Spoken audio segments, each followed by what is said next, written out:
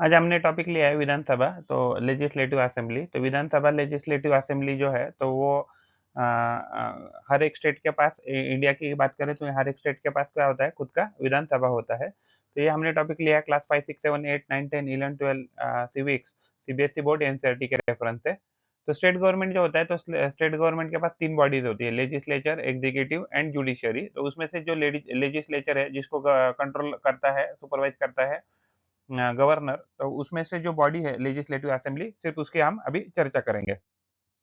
तो जो इंडिया की बात करें, तो स्टेट इंडिया के जो 6 स्टेट है, जैसे आंध्र प्रदेश, महाराष्ट्र, बिहार, कर्नाटका, तेलंगाना एंड उत्तर प्रदेश। तो उनके पास क्या है, तो विधान परिषद है। बाकी सारे जो भी स्टेट है इंडिया के पास, तो उसके पास विधान सभा है। तो इस चैप्टर में हम सिर्फ विधानसभा के बारे में बात करेंगे। तो ये जो मेंबर्स कितने रहेंगे लेजिस्लेटिव असेंबली में, वो डिपेंड करेगा कि आपके पास कितना पॉपुलेशन है, और पॉपुलेशन के बेसिस पे जो मेंबर्स रहते हैं, तो वो उनके काउंट फिक्स रहती है। तो मैक्सिमम काउंट जो है, तो वो 500 है, एंड लीस्ट जो काउंट है वो 60 है। लेकिन कुछ स्टेट ऐसा है कि जिनके पास मान लीजिए पॉपुलेशन बहुत कम है, उन केस में स्पेशल उस स्टेट में स्पेशल प्रोविजन की गई है, so that they can form their assembly. तो लेजिस्लेटिव असेंबली जो होती है, तो स्टेट गवर्नमेंट इसको विधानसभा ऐसे भी कहा जाता है, लेजिस्लेटिव असेंबली को। तो ये वन ऑफ द हाउस है स्टेट गवर्नमेंट का। तो ये लोअर हाउस कहा जाता है इसको स्टेट लेजिस्लेचर में। अपर हाउस किसको कहा जाता है, तो लेजिस्लेटिव काउंसिल को कहा जाता है। अगर महाराष्ट्र के एग्जांपल ले, तो यहाँ बाइकैमरल लेजिस्लेचर है, यानी यहाँ दोनों हाउसेस है, लेजिस्लेटिव असेंबली जिसको विधानसभा कहते हैं, और लेजिस्लेटिव काउंसिल जिसको विधान परिषद ऐसे भी कहा जाता है।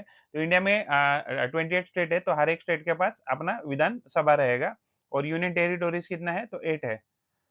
तो जो भी लेजिस्लेटिव असेंबली है, वो एक रिप्रेजेंटेटिव बॉडी होती है, जो लॉ बनाती है फॉर अ स्पेसिफिक रीजन, और कंट्रोल करती है, और डे टू डे एक्टिविटी को भी कंट्रोल करती है स्टेट लेवल पे।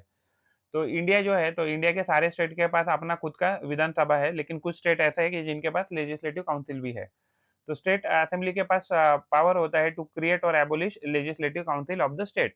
यानी कि अगर अपने पर्टिकुलर स्टेट में लेजिस्लेटिव काउंसिल क्रिएट करना है, एबॉलिश करना है, तो इसका अधिकार किसके पास है, तो लेजिस्लेटिव इसकी पावर जो है लेजिस्लेटिव असेंबली के पास है। तो इसका जनरली टर्म 5 इयर्स होता है लेजिस्लेटिव असेंबली का।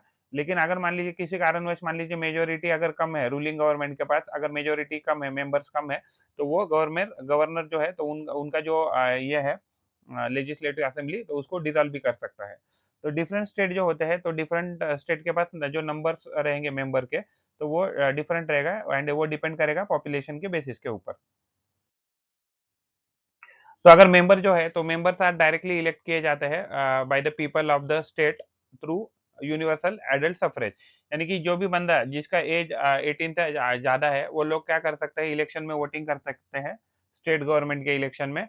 और वो अपने जो भी उनका पसंदीदा बंदा है, उसको वो चुन के दे सकते हैं।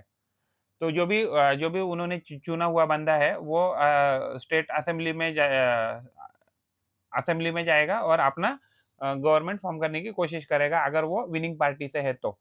तो ये लेजिस्लेटिव असेंबली है, ये प्राइमरी सीट ऑफ पावर है इन अ स्टेट, यानी कि यही कंट्रोल करेगा पूरे स्टेट को। तो मैक्सिमम जो स्ट्रेंथ होता है लेजिस्लेटिव असेंबली का, वो 500 हो सकता है, ये इंडियन कॉन्स्टिट्यूशन में दिया है, और मिनिमम जो स्ट्रेंथ है वो 60 हो सकता है। लेकिन कुछ स्टेट ऐसे है कि जिनके पास पॉपुलेशन कम है, इसके लिए उनके लिए स्पेशल प्रोविजन की गई है। तो कॉन्स्टिट्यूएंसी जो है, तो ये बनाई जाती है हर स्टेट में, यानी कि हर एक रीजन को डिमार्केट किया जाता है, और इसमें इंश्योर किया जाता है कि जो पॉपुलेशन है स्टेट का, एंड नंबर ऑफ सीट जो अलॉट की गई है, तो वो क्या है, वो कंसिस्टेंट हो अक्रॉस द स्टेट। यानी कि हर एक जो मेंबर जो है, जो रिप्रेजेंट कर रहा है पॉपुलेशन को, वो एग्जैक्टली प्रोपोर्शनल बेसिस में होना चाहिए। ऐसा नहीं होना चाहिए कि अगर एक जो मेंबर है बहुत ज्यादा लोगों को रिप्रेजेंट कर रहा है, और एक मेंबर है बहुत कम लोगों को रिप्रेजेंट कर रहा है। तो स्पेशल प्रोविजन की जाती है फॉर द शेड्यूल कास्ट के लोगों को रिप्रेजेंटेशन देने के लिए, एंड शेड्यूल ट्राइब के लोगों को रिप्रेजेंटेशन देने के लिए in legislative assembly. Even women के लिए भी स्पेशल प्रोविजन की जाती है। तो अगर गवर्नर को लग रहा है कि एंग्लो इंडियन कम्युनिटी को सही से रिप्रेजेंटेशन नहीं मिल रहा है, तो governor can appoint one member if they are under represented in a legislative assembly. तो लेजिस्लेटिव असेंबली जो है, तो उसका डिसोल्यूशन गवर्नर कर सकता है उसकी टर्म खत्म होने से पहले। जब हंग असेंबली जो है, ऐसा सिचुएशन आ गया, या यानी कि काम नहीं कर पा रही है सही से असेंबली, या अदरवाइज नो कॉन्फिडेंस मोशन जो है रूलिंग गवर्नमेंट है उसके अगेंस्ट अगर पास किया है नो कॉन्फिडेंस मोशन या अदरवाइज मेजोरिटी उनके पास चली गई है, तो इस केस में governor can dissolve the legislative assembly. जो स्पीकर जो होता है, तो स्पीकर जो होता है तो वो उनके मेंबर से चुना जाता है, जो भी इलेक्टेड मेंबर है उनसे चुना जाता है। एंड जो डेप्यूटी स्पीकर है वो भी जो भी इलेक्टेड मेंबर है उनसे चुना जाता है। और जो स्पीकर होता है वो कंट्रोलिंग अथॉरिटी होता है for legislative assembly. And in case of absence of speaker, तो deputy speaker act as a speaker. तो फंक्शन क्या होते हैं लेजिस्लेटिव असेंबली के? तो make and pass the laws for the state, pass the state budget, control the state on day to day activities and control over the executive. जो state legislative assembly होती है वो executive को control में रखती है, उनके पावर को सुपरवाइज करती है। Hold the executive accountable and pass vote of confidence to remove the government. मान लीजिए स्टेट असेंबली लेजिस्लेटिव असेंबली को लग रहा है कि जो गवर्नमेंट है वो प्रॉपरली काम नहीं कर रही है, तो in that case they can pass the vote of confidence motion and they can remove the government. तो state legislative assembly can approve or reject the decision made by the chief minister and other minister.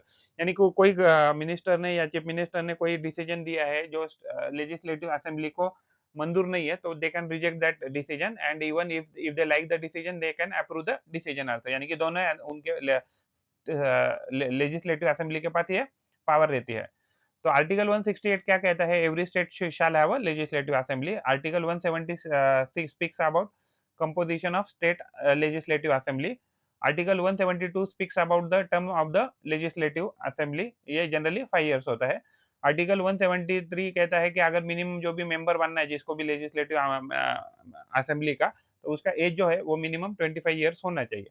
Article 174 speaks about the session propagation and dissolution. तो session कौन convene कर सकता है? तो governor. Dissolution कौन कर सकता है? तो गवर्नर। तो गवर्नर अपनी जो पावर है वो किसको हैंड ओवर करता है, यानी कि डिसेंट्रलाइज करता है, तो ये करता है स्पीकर को। और स्पीकर क्या करता है? जो भी उसका प्रोपगेशन है असेंबली का, तो वो उसको डे टू डे फंक्शन को वो मॉनिटर करता है। And article 175 speaks for the governor power to address and send message to the state legislature. मान लीजिए गवर्नर को कभी स्टेट लेजिस्लेचर के लोगों को बुलाना है ऑल ऑफ सडन, या अदरवाइज कौन सा मीटिंग ऑर्गेनाइज करना है, तो in that case governor can do this. और ये आर्टिकल 175 में लिखा है। आर्टिकल 176 में लिखा है इंडियन कॉन्स्टिट्यूशन के, तो गवर्नर जो है तो स्टेट लेजिस्लेचर को एड्रेस कर सकता है। तो यानी कि अगर लगता है गवर्नर को to address the state legislature, या इवन फर्स्ट जो मीटिंग होता है गवर्नमेंट का, तो इन दैट केस तो असेंबली को वो एड्रेस करता है governor. 177 speaks for the rights of minister and advocate general.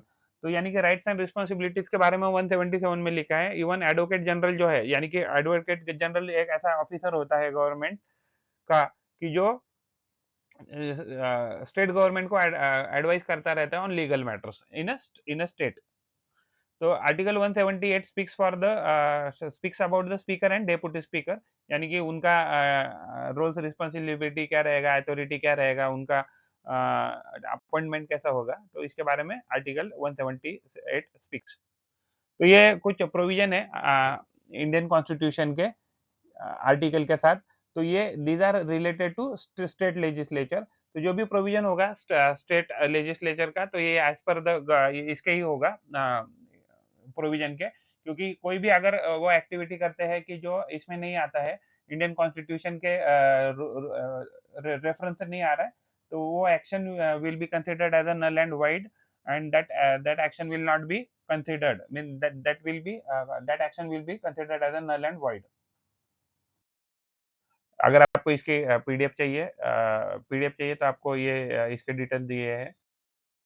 If you like the effort and information, then please like the video and subscribe the channel and provide your valuable comment in the comment box or WhatsApp number 8055638591। Thanks for watching. पढ़ते रहिए, बढ़ते रहिए। Keep learning, keep growing. Thank you.